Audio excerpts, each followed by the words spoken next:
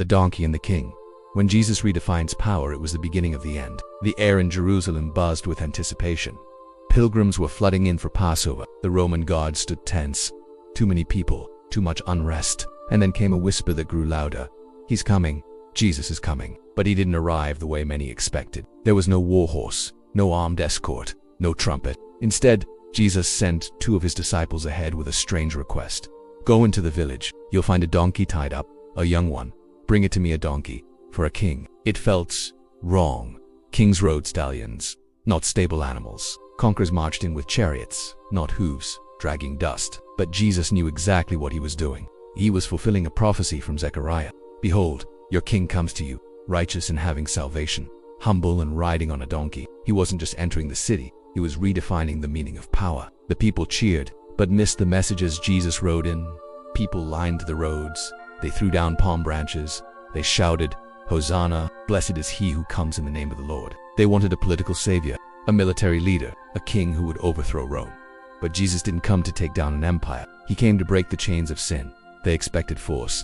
He brought forgiveness. They wanted a sword. He offered salvation. They looked for status. He showed them surrender.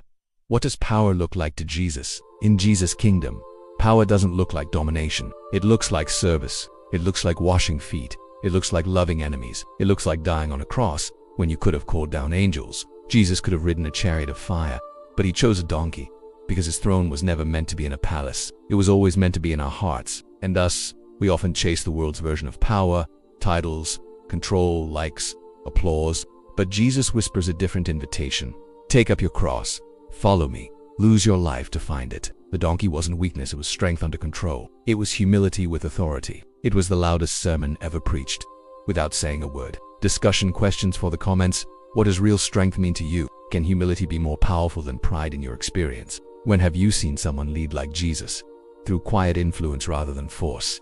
Let's hear your thoughts. Share your story or reflection in the comments below. Coming next, the fig tree and the fruitless life. What happens when faith has no root?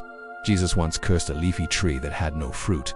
Why? In our next episode, we'll explore how appearances can be deceiving and how God calls us not just to look good, but to grow deep. Did this message challenge how you see leadership and strength? Leave a comment with your thoughts. Hit the like button to support more stories like this. And don't forget to subscribe so you'll never miss another episode of Jesus Upside Down Kingdom.